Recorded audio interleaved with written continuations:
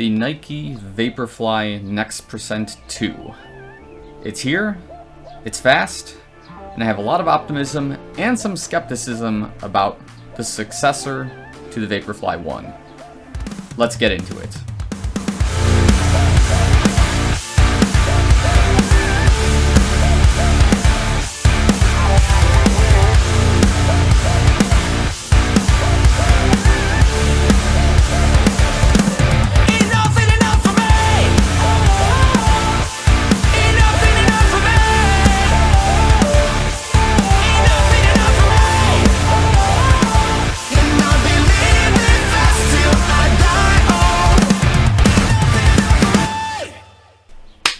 What is up, everybody? Welcome back to the vlog. My name is Filip Latocha, and today we are going to be discussing the just brand new released Nike Vaporfly Next Percent 2.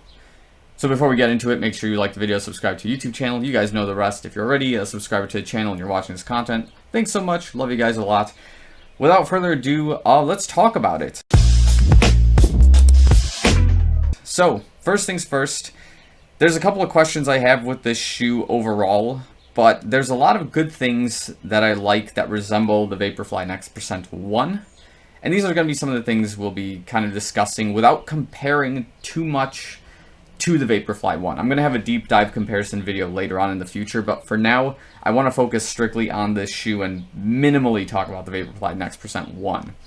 So, first things first, general specs, I'm going to list them right here, but as you can clearly see, the outsole and the midsole have not changed a whole lot. It's still about an 8mm offset from forefoot to heel, with about a 40mm heel and a 32mm forefoot, which again, this is probably the signature feel to the Vaporfly Next Percent in terms of that area. Again, nothing much has changed in the bottoms of the shoe, and I have put in one run, which was about 8.5 to 9 miles. I'm going to post a Strava right about here. Something about that distance. It kind of fluctuates here and there depending if I take like weird routes and whatnot.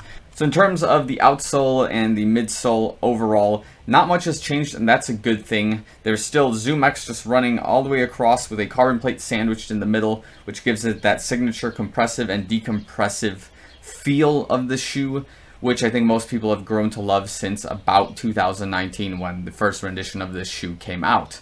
Now, let's talk about the upper. This is where all the big changes have started occurring in the shoe.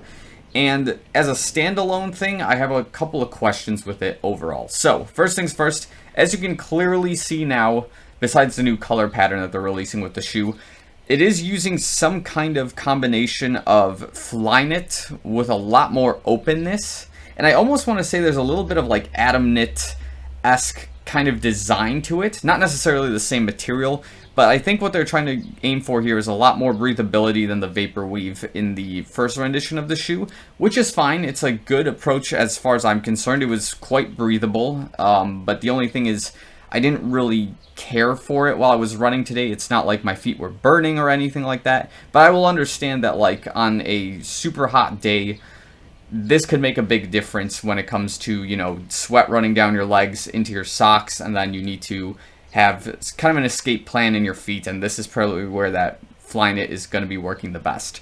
Next things that are worth noting on the shoe is some of the decals that may be serving a functional purpose on the shoe, which is here surrounding the toe box area going all the way across. So if I had to take a guess what was going on in this toe box area, I would think that maybe this design feature has the functionality that it has, probably maybe because the Vapor Weave was ripping or was very unstable and not very snug in this area. For some people, I don't think that was my experience with it, but I'm wondering, this is just my thought process when I'm seeing that they're reinforcing the toe box area of the shoe, because it could be just the design thing, but like as you can see, like this Flyknit is very loose, but it's a little bit tougher, of course, where they have these decals and this like paint plastic-esque material running across it. So there's got to be some kind of reinforcement design here overall with it. So I'll be continuing to watch what happens with this particular area of the shoe. I don't expect it to rip or be loose or anything like that. So let's go on to the upper here. So this is where things get very interesting, and I'm very skeptical as of right now with one run in the books with the shoe. So the shoelaces I love, as I discussed with the Alphafly. These are definitely nice when they're serrated and have like these bumps, and it helps basically lock down the shoe really well when you tighten it properly and correctly.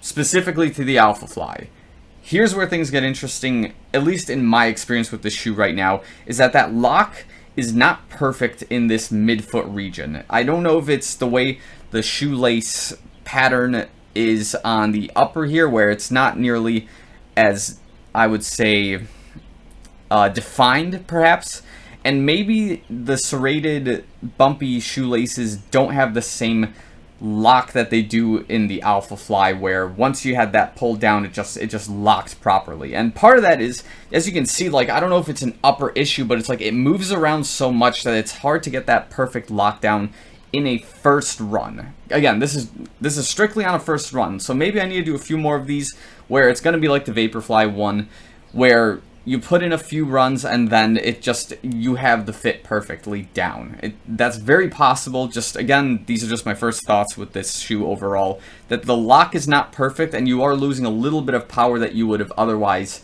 most likely had, similar to the Vaporfly one in this particular area. That's where, again, this upper design has me a little bit skeptical because of how loose it is and how flex it is, that maybe this lock isn't the perfect move on this particular shoe. Fine. So, moving on. The next thing that's kind of weird, again, is this tongue. It's very short, at least compared to the Vaporfly 1 in this particular instance, and some other shoe tongues that are available on the market. What happens as a consequence, just from what I was experiencing, is whenever I lock down the shoe, it doesn't seem to want to tuck itself in like most shoe tongues do. I find it sometimes popping almost out in this kind of fashion while I'm running. And maybe, again, this is just something that over time it'll fix itself, but for now it seems pretty short. And yeah, it is kind of on the interior side of the shoe, which I would have probably hoped it would be, but again, it just looks and just feels a little short for now, but we'll see how this plays out in the long run.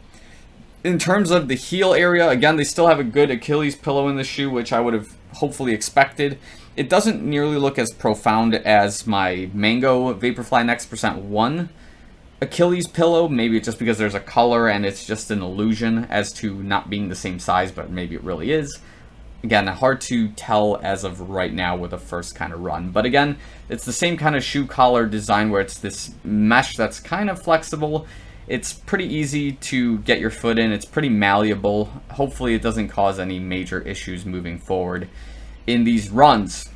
So now, the ride itself, again, if you enjoy the ride of the Vaporfly Next % 1, you're definitely going to enjoy this ride with the Vaporfly Next % 2. And one of those things, which is a huge plus, is the slight decrease in weight. So, again, this shoe for me weighs about 6.6, 6.7 ounces, whereas the Vaporfly Next % 1 in my size is about 6.9 ounces.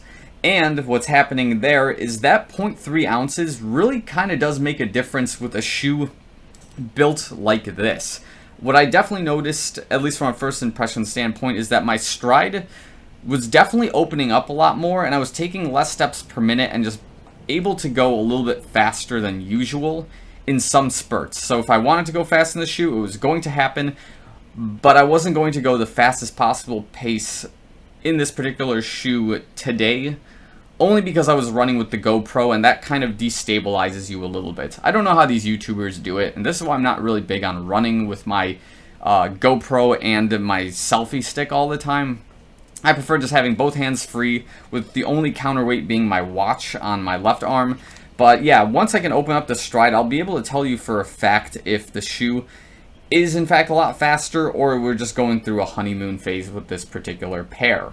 So, I think that's one of the major pros, is that it's got the same type of feel, same type of speed, ultimately, and that's, I think, what a lot of people really want, and then the rest can be fixed later. So, that being said, the overall summary of the shoe right now is that if you enjoyed the Vaporfly Next % 1, you will definitely enjoy the 2.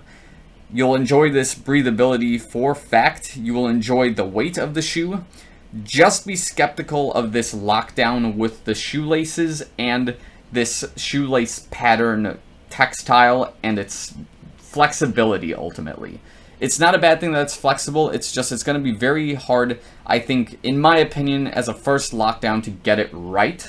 it's going to probably take a couple of times for you to definitely nail it. So that being said, I'm going to end this here with the general specifics of this shoe.